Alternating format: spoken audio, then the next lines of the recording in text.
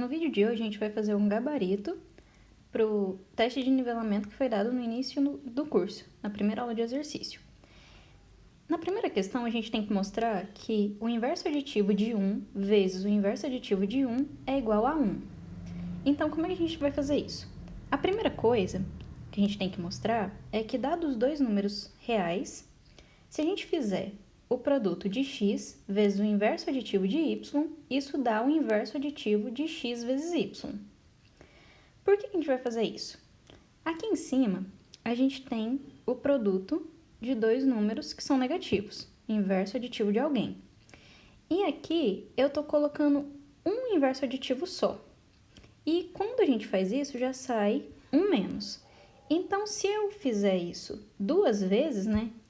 Uma equivalente a esse menos 1 e a outra equivalente a esse outro menos 1, o que a gente tem que mostrar em algum momento é que isso aqui vira um mais. Pensando em como demonstrar isso daqui, se a gente fizer o raciocínio de trás para frente, mostrar que essa igualdade aqui vale é a mesma coisa de mostrar que se eu pegar isso aqui e passar para o outro lado somando, que isso aqui dá zero. Então, é isso que a gente vai tentar fazer. Então, pensando nisso, se eu pegar o inverso aditivo de x vezes y e passar para o outro lado, eu vou poder tirar o x em evidência.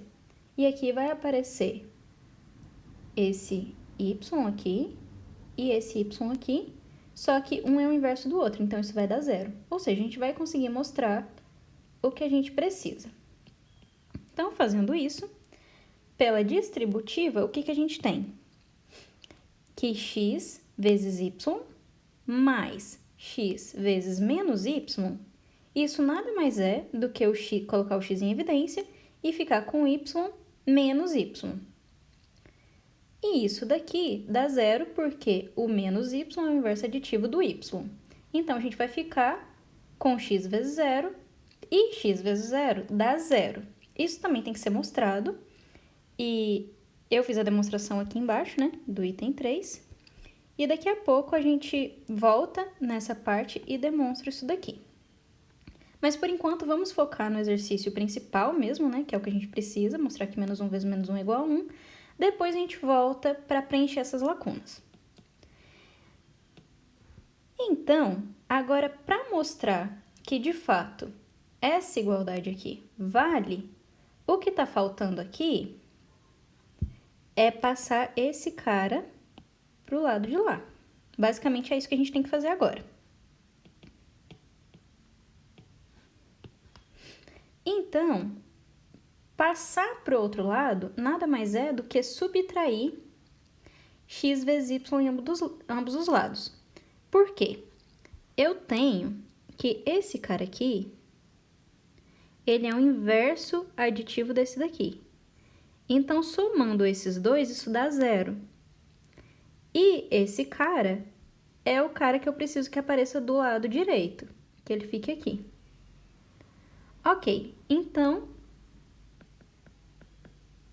somando, né, o inverso aditivo de x vezes y em ambos os lados dessa equação 1, a gente vai ter que esses dois se cancelam e vai ficar x, que multiplica o inverso aditivo de y, que é igual a menos x vezes y, que era o que a gente gostaria de demonstrar.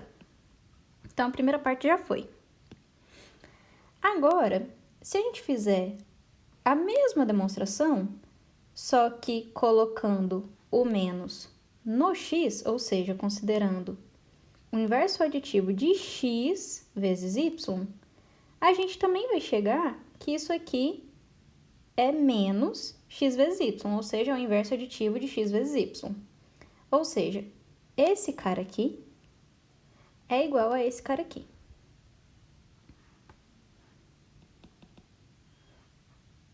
Beleza. Agora, o que a gente vai fazer com isso? Agora, eu vou, então, pegar o inverso aditivo de x e multiplicar pelo inverso aditivo de y, para ver o que acontece quando eu tô com os dois inversos ao invés de um só. Quando eu fizer isso, por essa igualdade aqui, eu tenho que o menos que estava aqui no x pode sair.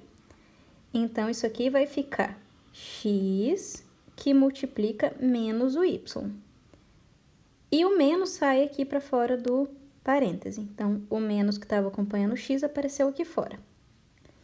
Agora, se eu usar essa igualdade aqui, eu tenho que esse menos aqui que está acompanhando o y vai sair também. Então, ele vai aparecer aqui. Ótimo!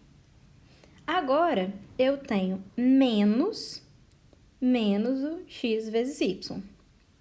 Agora, vamos fazer a seguinte observação. O menos é o que denota o inverso aditivo de alguém. Então, menos essa coisa aqui é o inverso aditivo dessa coisa que está aqui dentro. Mas quem é o inverso aditivo do menos x vezes y? O inverso aditivo desse cara é o x vezes y. Então, aqui é como se a gente tivesse dois inversos aditivos. Então, inverso aditivo desse cara aqui, a gente tem essa possibilidade e a gente tem essa possibilidade aqui, que é a que está escrita ali. Então, esse cara é inverso aditivo e esse cara é inverso aditivo. Só que é possível mostrar que o inverso aditivo é único. Portanto, esse cara é igual a esse. Então, esses dois aqui são iguais. Ou seja, a gente pode sumir com esses dois menos e ficar apenas com x vezes y. Perfeito. Então, o que a gente acabou de demonstrar? A gente acabou de demonstrar que o inverso aditivo de x vezes o inverso aditivo de y dá o produto de x com y. E isso para qualquer x e y real.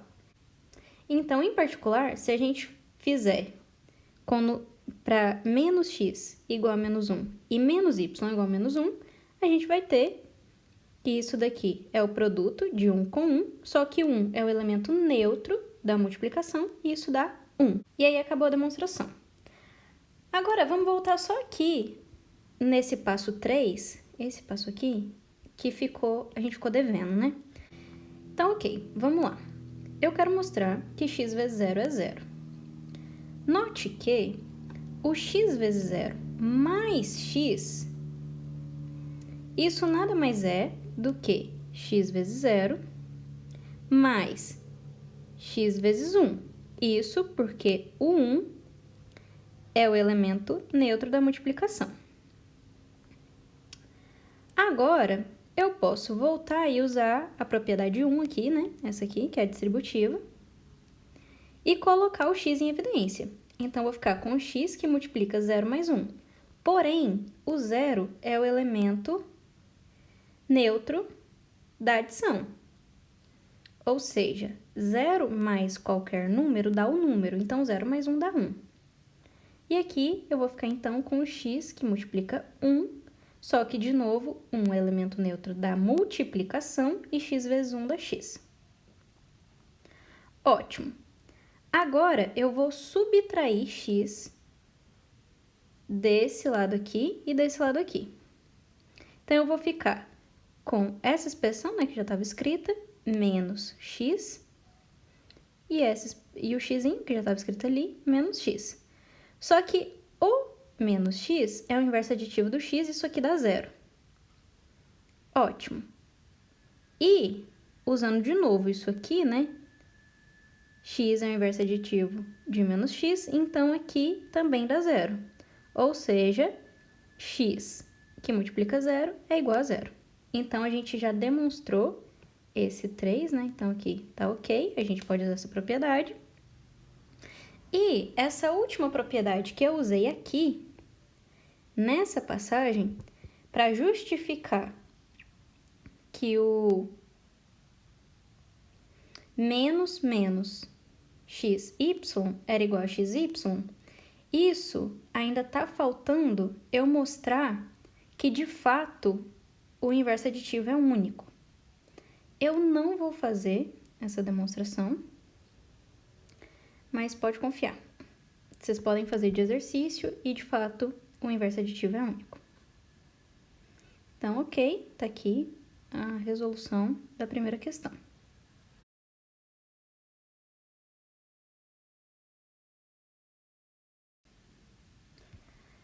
Agora, a gente quer provar que o n, um número natural, é par se e somente se n ao quadrado é par. Então, vamos começar pela ida. A ida é, suponha que o n é par. Se o n é par, isso significa que a gente pode escrever ele como 2 vezes um k, onde o k é um número natural. Mas se o n é 2k, quando a gente levar n ao quadrado, isso vai dar 4k ao quadrado, né? Mas aí a gente pode colocar o 2 em evidência e vai sobrar um númerozinho aqui, que a gente pode chamar, sei lá, de p. Então, isso significa que o n ao quadrado pode ser escrito como um 2 vezes p, onde esse p também é um número natural. Porque o k é natural, 2 é natural, então k vezes k é natural e por aí vai. Então, aqui, o p é um número natural e isso implica que o n ao quadrado é par. Ótimo, então a ida foi fácil. Agora, para fazer a volta, a gente vai assumir agora que o n ao quadrado é um número par. Se ele é par, de novo, a gente pode escrever ele como 2k, onde o k é um número natural. Perfeito. Sendo o n ao quadrado escrito da forma 2 vezes k, a gente tem que o 2, que é um número primo, aparece na fatoração do n ao quadrado. Isso significa que o 2, esse número primo, divide esse produto do lado de cá. Então, aqui a gente pode ver isso como um n vezes n igual a 2k. E se o 2 está aparecendo aqui na fatoração, então o 2 tem que dividir um dos dois termos aqui desse produto. Só que a gente tem um único termo só, que é n vezes n. Então, isso significa que o 2 divide n. Se o 2 divide n, isso significa também, a gente conclui, que o n pode ser escrito da forma 2 vezes q para algum q natural. Ok, se alguém não lembra dessa propriedade aí da teoria dos números, a gente tem o seguinte resultado. Pega um produto x vezes y, que se escreve como sendo p vezes algum outro número, onde esse p aqui é um número primo. Então, ou o p divide x, ou o p divide y. Então, se o p está aqui na fatoração, o p tem que dividir esse, ou o p tem que dividir esse. No caso do n ao quadrado, a gente tem que o n ao quadrado é n vezes n, que é isso aqui. E o 2 é um primo. Então, o 2 divide o n, ou o 2 divide o outro n. Então, de qualquer forma, o 2 tem que dividir n. E isso era o que a gente precisava. Que o 2 dividido n significa que o n é um número par. Tá, essa foi uma maneira que eu demonstrei, mas a gente poderia fazer a volta por absurdo também. Supõe aí que o n ao quadrado é par, né? Essa é a nossa hipótese. E aí, por absurdo, suponha que o n é ímpar.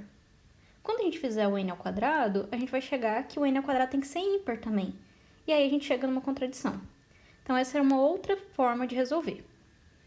Enfim, tudo aqui é um gabarito com um modo de resolver, né? A gente pode resolver essas questões de maneiras diferentes. A próxima questão é a seguinte. Dê, se possível, um exemplo de uma função que sai de um conjunto x para um conjunto y e pegue aí subconjuntos A1 e A2 em x tal que a imagem da interseção de A1 com A2 é diferente da imagem de A1 interseccionada com a imagem de A2. Vamos pensar no seguinte. Usando as definições de conjunto, escrevendo a definição de imagem, de função e tudo mais, a gente consegue chegar nesse resultado aqui. Que a imagem da interseção de conjuntos está sempre contida na interseção das imagens desses conjuntos. Só com as definições a gente consegue esse resultado. Para que a gente ganhe aqui uma igualdade, A nossa função precisa ser injetora. Ótimo. Então, vale a igualdade apenas quando a nossa função é injetora. E em todos os outros casos, isso está contido nisso. Esse conjunto está contido nesse. Perfeito. Então, se a gente quer ver se existe um exemplo, e a resposta é existe sim um exemplo, basta pegar um conjunto, né? De forma que nesse conjunto a nossa função não seja injetiva. Então, aqui eu vou pegar um exemplinho numérico, né? Poderia ser qualquer outro. E vai ser o seguinte. Eu quero que seja diferente, então a minha função não vai ser injetiva. Para isso, eu vou pegar a função f igual a x ao quadrado no intervalo menos 2, 2. Note que aqui, nesse x, a minha função não é injetiva. Então, tem tudo para dar certo. E aí, por conveniência, porque eu acho que é fácil fazer desse jeito, eu vou tomar o A1 como sendo de menos 2 até 1 e o A2 de menos 1 até 2. Então, quem é a nossa imagem aqui do A1? Logo, A1 interseção com A2, fazendo interseção desses dois conjuntos, eu chego em menos 1, 1, nesse intervalo. E aí, a imagem dessa interseção é 0, 1, né? Porque aqui, isso aqui dá 1 ao quadrado, né? Isso aqui também dá 1 ao quadrado. E aqui tem os números intermediários, que são menores que 1. Ou seja, a nossa imagem está compreendida de 0 até 1. A questão 4 é o seguinte. A gente tem uma progressão geométrica e a gente vai somar os termos dessa progressão geométrica. E essa soma, a gente vai chamar de S. Aí, ele pergunta se a gente lembra do seguinte método. Multiplica por 2 essa igualdade. Então, multiplica ambos os lados por 2. Se a gente multiplicar ambos os lados por 2, eu vou chegar nessa igualdade aqui, nessa primeira igualdade. Porém, quando a gente faz isso, note que aqui tem um 2, só que tudo isso aqui é o quê? É exatamente essa expressão que está aqui em cima, que a gente já tinha chamado de S. Então, isso aqui é o nosso S. Então, isso nada mais é que 2 mais S. E aí, se a gente isola o S, né, que tem 2S aqui e 2 mais S aqui, a gente chega que o S é igual a 2. Ótimo, então a gente já achou quanto vale essa soma. Agora, ele vai fazer a mesma coisa para uma outra progressão, que no caso vai somar todos os termos de 1, 2, 4, 8, 16 e por aí vai. Aí, a primeira coisa que ele faz é chamar de n essa soma. Depois ele vai fazer exatamente o mesmo método, multiplicar por 2 e tentar isolar o n. Aí a pergunta é, essa soma está correta? A primeira, né, o do S, está correta? E a segunda, né, essa soma aqui do n, está correta? Se não está ou se está, a gente tem que explicar o que está acontecendo, qual a diferença entre elas. Primeira coisa, aqui já tem um erro. Essa soma aqui, esses termos estão só crescendo. Então, essa soma está explodindo. Se isso explode, isso aqui dá infinito. Eu não posso falar que isso aqui é igual a um n, onde n é um número natural, real. Isso aqui está errado. Porque isso aqui deveria ser infinito. Portanto, tudo que é feito abaixo dessa linha está errado. E é por isso que aqui o método não funciona. Porém, essa primeira aqui converge. Então, faz sentido eu falar que isso aqui dá um número S. E aí, as contas para baixo estão corretas, mas essa daqui não está. Então, tá aí, só explicando que o que tem de diferente de uma para outra é que o S tá ok, de fato é um número, porém, a nossa segunda série não converge, então a gente não pode falar que isso é igual a um número n. Agora, a última questão é a seguinte.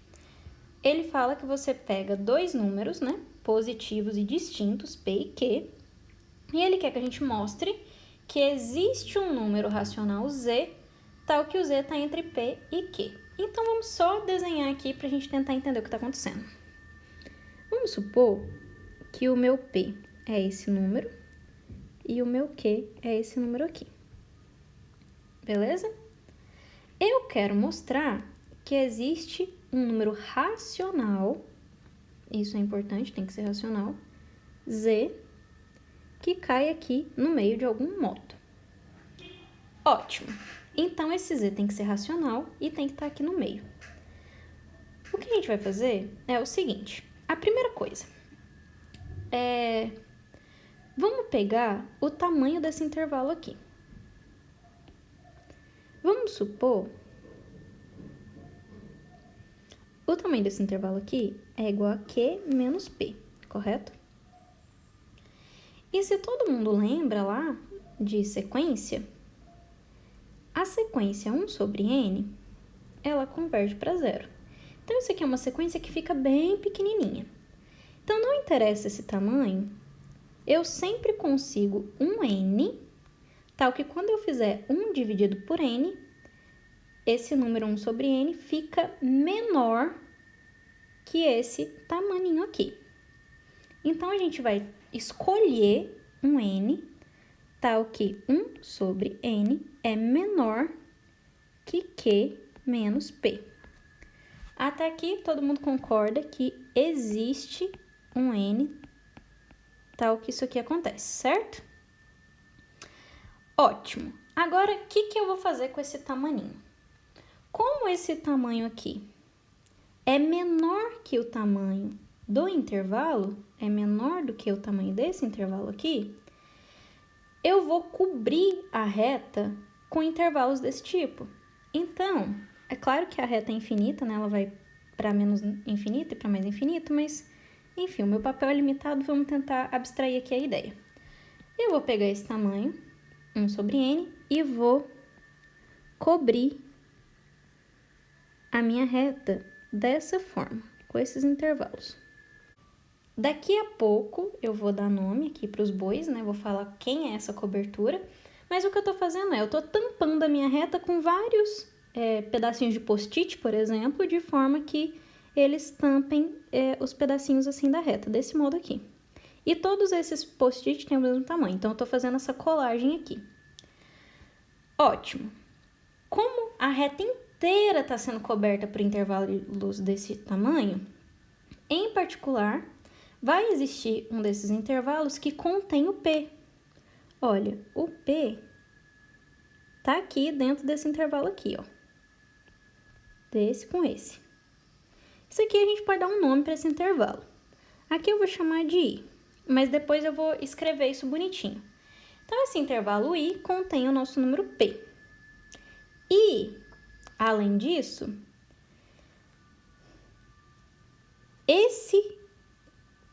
esse cara aqui cai dentro do intervalo PQ e esse cara aqui vai ser um número real, vai ser um número racional. Então, esse aqui vai ser um número racional. No caso, eu vou chamar aqui de alfa. E aí, esse alfa racional. E aí, esse alfa vai ser o cara que a gente procurava. Então, é só falar que o alfa é igual a Z. Tá, aqui é um esboço grosseiro só para dar a ideia. Então, vamos lá agora para a demonstração escrita bonitinha. E isso aqui era só para dar mais ou menos uma intuição do que a gente vai demonstrar.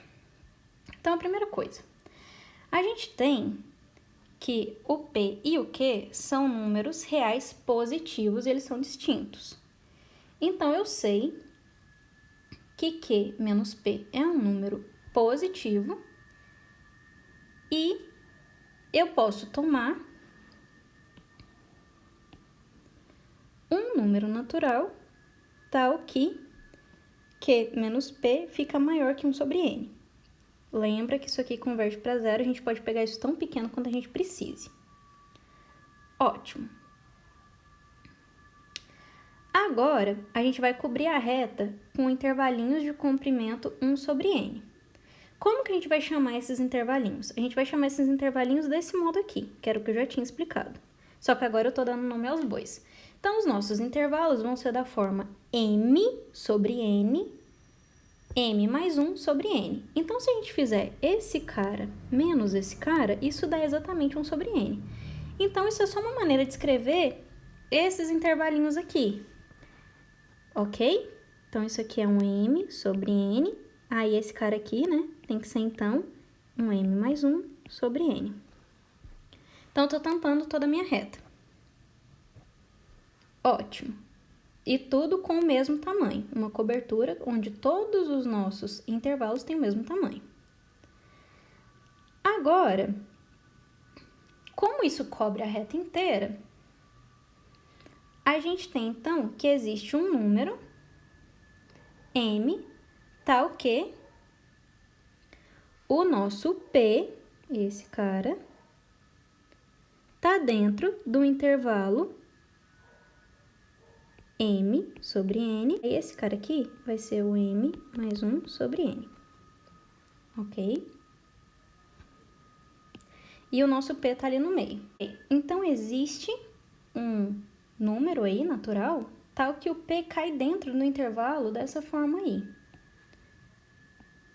Afinal de contas, todos os intervalos que cobrem a reta estão sendo escritos desse modo. Quando o nosso P está dentro desse intervalo, a gente tem 3 possibilidades. Ou ele é um extremo, ou ele é o outro extremo, ou ele está aqui no meio, concorda? E aí, beleza, então vamos trabalhar com essas 3 possibilidades.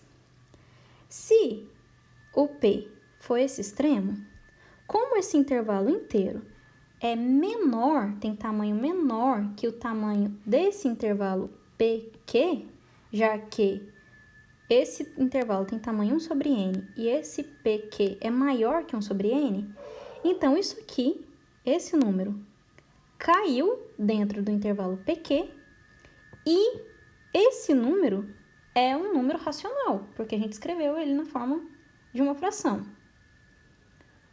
Então, o n mais 1 sobre n pertence ao intervalo PQ e ele é o número que a gente precisava, que a gente estava procurando. A gente quer mostrar que existe um z. Toma o z igual a esse cara. E aí, acabou a demonstração. Se, em vez de ser um dos extremos, o nosso P está no meio aqui desse intervalo, então, a gente tem que do P até esse tamanho aqui, isso aqui ainda é menor ainda que 1 sobre n.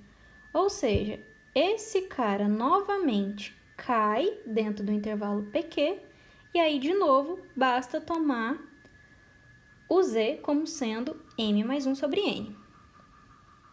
E, por fim, se o meu P é esse extremo, então, a gente considera o próximo intervalo. Porque aí meio que volta nesse caso aqui, né? Porque esse cara é o... Vamos desenhar aqui. Aqui tá o m sobre n. Aqui finge que é o P, mas o P coincide com o m mais 1 sobre n. Só que aí tem mais um outro intervalo, né? Que começa aqui e termina aqui. Então, esse cara que é o fim do intervalo anterior é o começo do próximo intervalo. Então, a gente caiu de novo no item 1.